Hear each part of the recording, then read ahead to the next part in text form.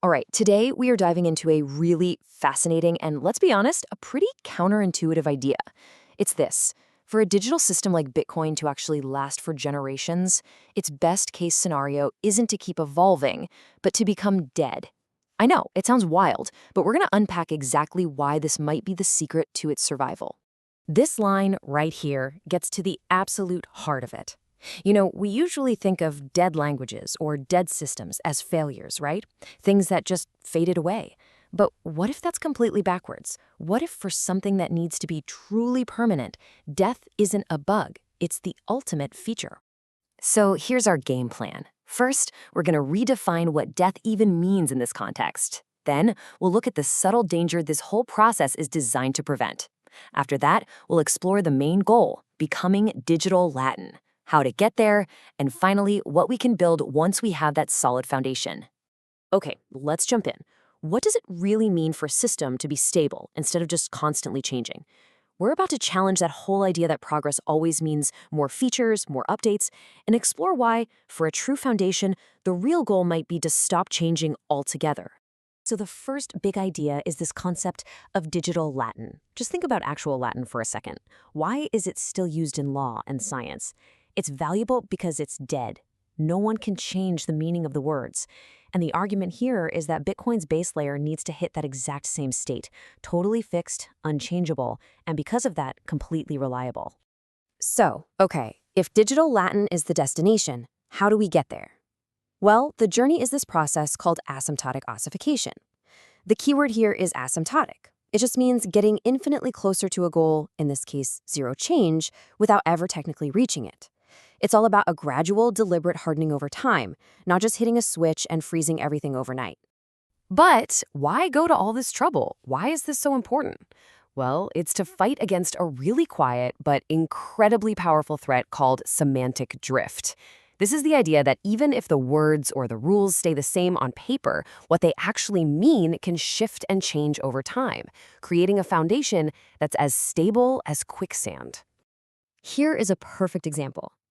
The word inflation, not that long ago, specifically meant one thing: an expansion of the money supply. That was it. But today, most of us use it to mean rising prices, which is actually an effect of that expansion. The word is the same, but what it points to has moved. And if you have long-term financial contract, that little drift can cost you a fortune. And you see this everywhere in everyday language, too. Take the word literally. It used to mean something actually happened in reality. But now we all say things like, I was literally dying of laughter. We use it for emphasis. And look, that flexibility is fine for conversation. But as we're about to see, it is an absolute disaster for architecture. Let's do one more, and this is a big one. The word bank. At one point, it implied a place that held all of your money for you, full reserves. Today, that same word implies a fractional reserve system, where the bank is lending out most of your deposits. Same word, but a fundamentally different promise with massive implications for the entire financial system. And that's the bottom line, right? You simply cannot build something that's meant to last forever, something that's supposed to outlive all of us, on a foundation of shifting meanings. A foundation has to be solid rock, not shifting sand. Which brings us right back to our main metaphor. Let's really dig into why these systems that absolutely have to endure for centuries, we're talking law, theology, science, why they all still rely on a so-called dead language. You see, Latin's greatest weakness turns out to be its greatest strength. Its value doesn't come from the Romans being geniuses. It comes from the fact that they're all gone. There's no committee you can lobby. There's no living authority who can suddenly reinterpret the words to mean something new. Its meaning is stable, precisely because no one's speaking it anymore. And this gets us to where Bitcoin is today. Right now, it's very much a living language. You've got constant debates, new proposals, big arguments over what the original intent was. And while all that creative chaos was absolutely essential for it to get off the ground, it also creates this semantic risk that's just not sustainable if the goal is to build a foundation for the next few centuries. So, how does a system like Bitcoin actually make that journey from a living, breathing thing to something like digital Latin? Well, this brings us back to that process we talked about, asymptotic ossification. There's a great analogy for this, Zeno's paradox. Imagine you're walking towards a wall. First, you walk half the distance. Then, from where you are, you walk half of the remaining distance, and then half of that, and so on. You're always getting closer, but you never technically arrive. That's ossification. You're making change progressively harder and harder, forever approaching, but never quite reaching a total, absolute freeze. Now, this is a super important distinction. Ossification is not about preventing all change. It's about separating changes into two different buckets. You have political changes. These are debates over personal preferences, things like the block size wars or changing the economic policy. Then you have survival changes. These are the absolute must-haves to fix a system-breaking flaw, like if the core cryptography suddenly got cracked. So the goal of ossification, when you visualize it, looks something like this. Over time, the cost and the social difficulty of making those political, preference-based changes, that cost should skyrocket towards infinity, making them basically impossible. But the ability to make an essential survival change, to fix a catastrophic bug, that has to remain possible, even if it's still incredibly difficult.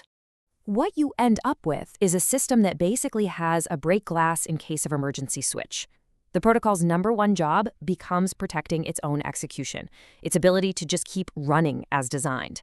It is not designed to be a tool that people can use to push their political or economic ideas by changing the rules of the game. Okay, so let's get to the payoff. Why go through all this hassle to create a dead base layer? Because, and this is the key, it's not the end of innovation.